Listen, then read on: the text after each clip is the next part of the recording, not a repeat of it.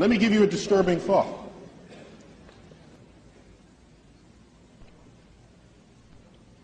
If you look at our closest genetic relative to human beings, it would be the chimpanzee.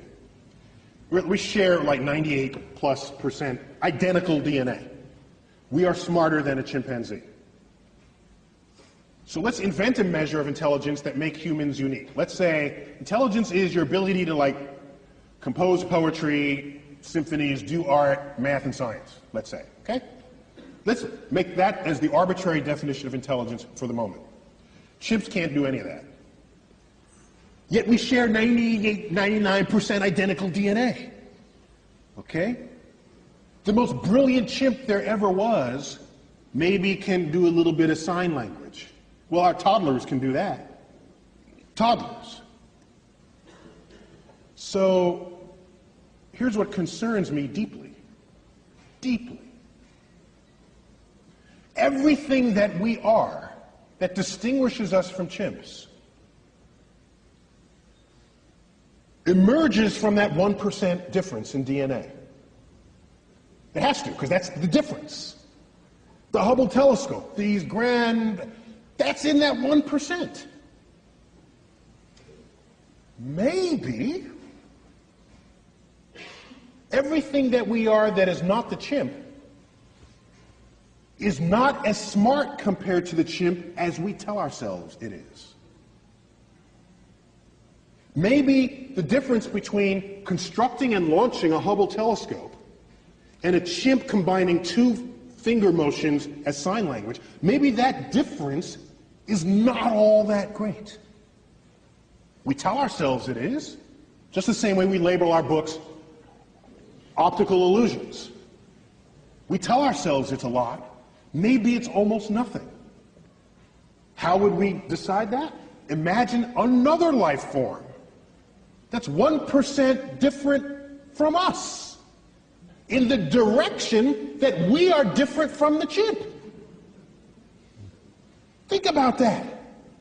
We got 1% difference and we're building the Hubble telescope. Go another 1%. What are we to they? We would be drooling, blithering idiots in their presence. That's what we would be. They would take Stephen Hawking and roll him in front of their primate researchers and say, well, this one is like the most brilliant among them because he can do sort of astrophysics in his head. Oh, isn't that cute? Little Johnny can do that too. Oh, that's so nice. Oh. In fact, Johnny just did that. Let me get it. It's on the refrigerator door. Here he is. He did it in his elementary school class. Think about how smart they would be. Quantum mechanics would be intuitive to their toddlers. Whole symphonies would be written by their children and, like I said, just put up on the refrigerator door the way our pasta collages are on our refrigerator doors.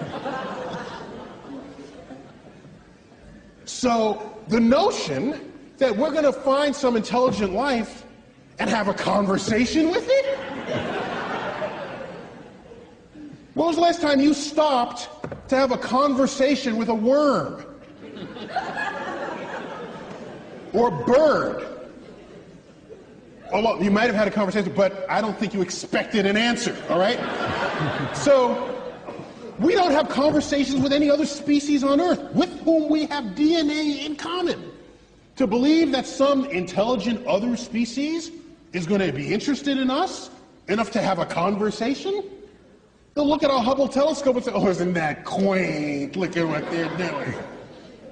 So I lay awake at nights wondering whether simply we as a species are simply too stupid to figure out the universe that we're investigating. And maybe we need some other species, 1% smarter than we are, for which string theory would be intuitive, for which all the greatest mysteries of the universe, from dark matter, dark energy, the origins of life, and all the frontiers of our thought, would be something that they would just self-intuit.